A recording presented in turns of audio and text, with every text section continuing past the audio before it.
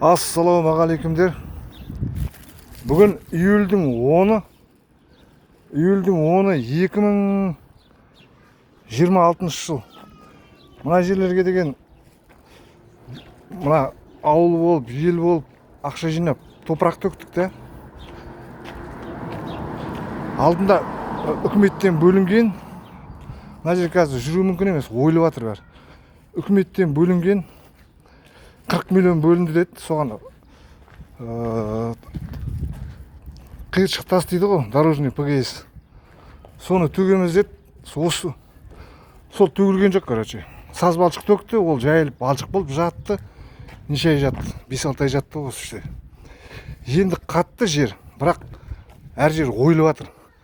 Тағы ақша жинап төгеміз ба, сонда 40 миллион қайда кетті.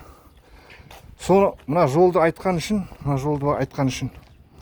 біздің мына Думан көшесі ғой, Думан көшесі. Осы жолды айтқан үшін сотқа арыз жазып, штраф салып, маған да осы көшеде тұрам. Маған штраф салып 778.500 теңге штраф салған.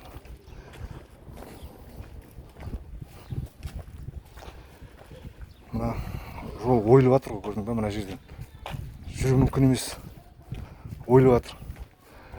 Сол штраф салып, соны айтқан үшін, осы жолды айтқан үшін. Оны сот қолдап шешімді растап отыр сонда. Сонда 40 миллион қайда кетті? Бұл масқара жағдай ғой. Масқара жағдай. Енді қашан төгіледі бұл жерге ақша?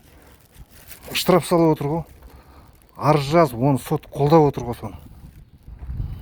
Масқара жағдай ғой.